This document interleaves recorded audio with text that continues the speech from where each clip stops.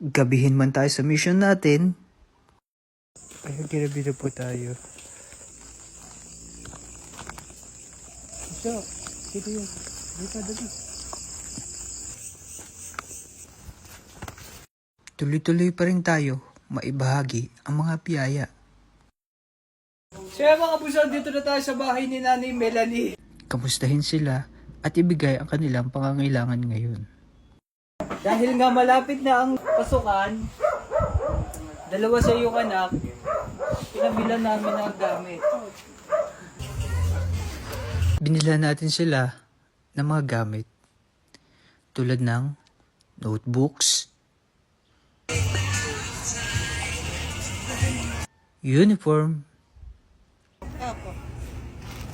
pants, bags,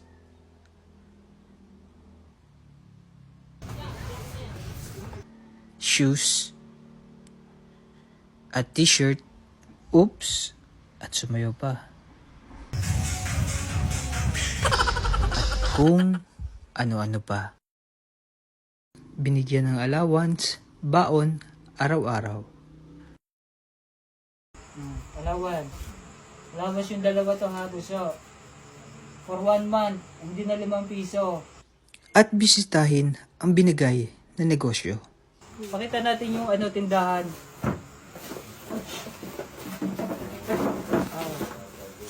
Ano lang, buso. 20-20 lang ha, sa mga nakaupo. Hindi, joke lang. Tabi-tabi po. Hindi po ako. Tabi-tabi ho.